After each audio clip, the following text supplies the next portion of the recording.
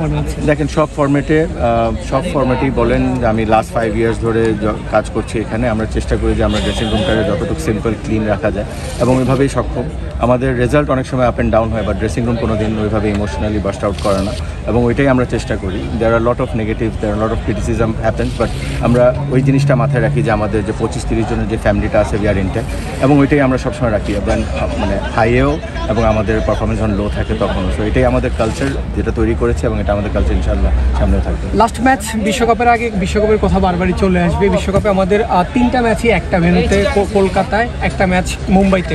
কলকাতা বাংলাদেশকে কি অ্যাডভান্টেজ দিবে কিনা?